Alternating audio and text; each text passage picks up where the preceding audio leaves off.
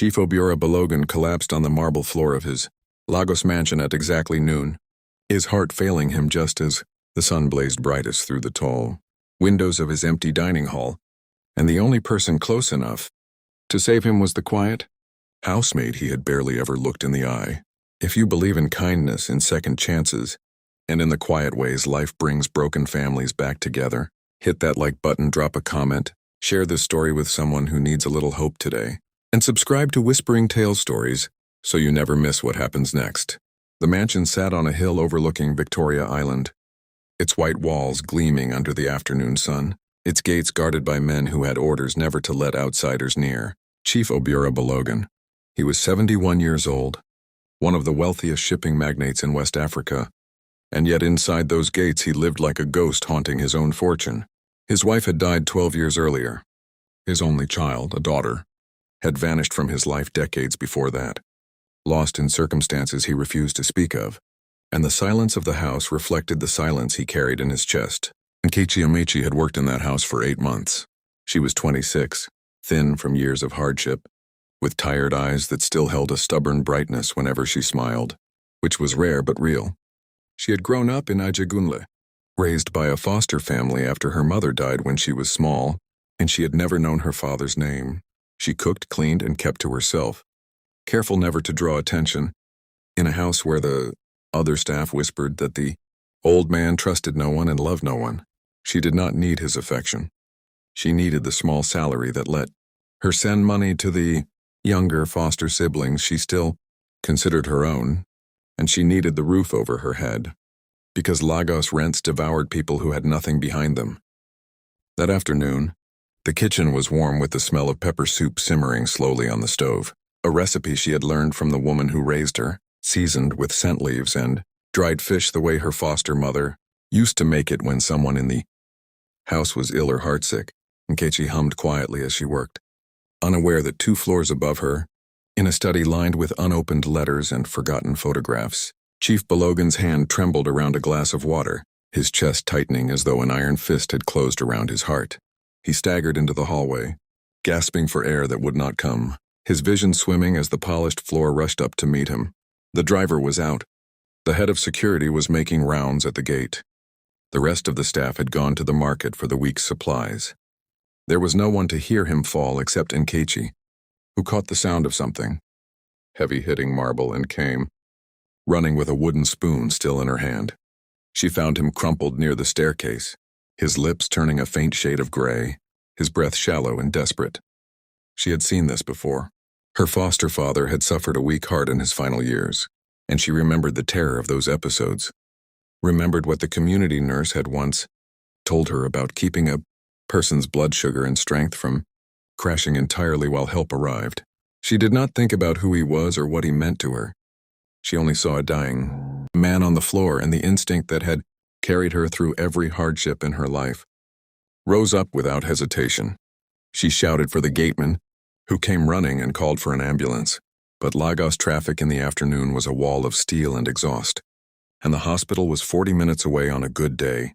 Nkechi refused to simply wait. She remembered the pepper soup on the stove, still warm, rich with the kind of nourishment that could steady a weakening body, and she rushed back to the kitchen, ladled a small bowl, and returned to kneel beside him. She lifted his head gently onto her lap, the way she used to hold her foster father, and coaxed spoonful after spoonful of warm broth past his lips, speaking to him softly, telling him to hold on, that help was coming, that he was not going to die alone on a cold floor. Whether it was the warmth of the broth easing the shock to his system, or the steady sound of her voice pulling him back from the edge of unconsciousness, something in his body responded. Color returned faintly to his face. His breathing slowed from a desperate gasp to something ragged but alive. By the time the ambulance finally arrived, the paramedic said the difference between the man they found and the man who might have been lost was staggering, and the lead doctor later told the family privately that another 10 minutes without intervention could have been fatal. 3 days later, Chief Balogun woke in a private hospital suite, tubes in his arm, monitors beeping steadily beside him, and the first face he saw clearly was Nkechi's, sitting quietly in the corner, chair where she had insisted on staying. despite the protests of the nursing staff. He studied her for a long moment, confused by the tenderness in a stranger's eyes, and when she explained gently what had happened, he found himself oddly unable to look away from her face, though he could not yet say why. Over the following weeks, as his strength slowly returned, Chief Balogun asked to see Nkechi more often, not as a maid summoned for chores, but as someone he wanted near him. He asked about her life, her upbringing, the mother she had lost so young. And as she spoke, describing fragments of memories, a small rented room in Ajegunle, a mother who sang lullabies in a voice she could barely recall, a necklace with a broken clasp that was the only thing left of her before she was sent to the foster home, something cold and electric moved through him. He asked to see that necklace. His hands shook as she placed it in his palm, a thin gold chain with a small pendant shaped like a cowrie shell, a pendant he recognized instantly because he had given it to a woman he loved more than 30 years ago, a woman his own family had forced him to abandon in a marriage, arranged for wealth and status, a woman who had disappeared with their infant daughter rather than watch him choose duty over love. He had spent decades believing his daughter had died with her mother in the chaos of those early years, a tragedy he buried so deep he never allowed himself to speak of it, not even to his late wife. Now an old private investigator's file, records he had once paid to have searched and then abandoned when the trail went cold, and the trembling proof in his hand told him a truth he had never dared hope for. The maid who had knelt on his marble floor feeding him broth with her own hands, refusing to let him die alone, was the daughter he had mourned for 26 years. The revelation broke something open in both of them. Nkechi wept not from anger but from the overwhelming ache of finally understanding why she had always felt like a puzzle piece with no picture to belong to.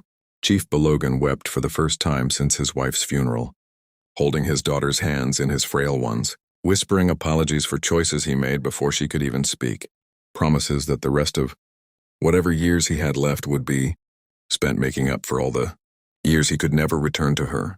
In the months that followed, the mansion that once felt like a mausoleum of wealth without warmth slowly filled with life again.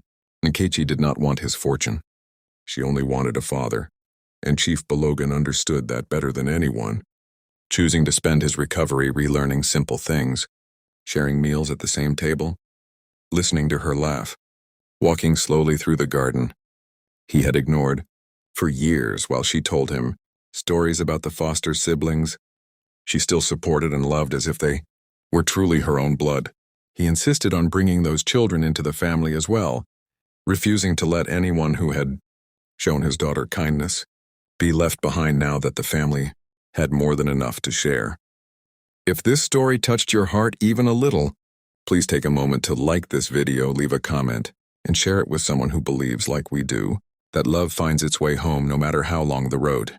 Your support means everything to this channel and helps more stories like this reach the people who need them.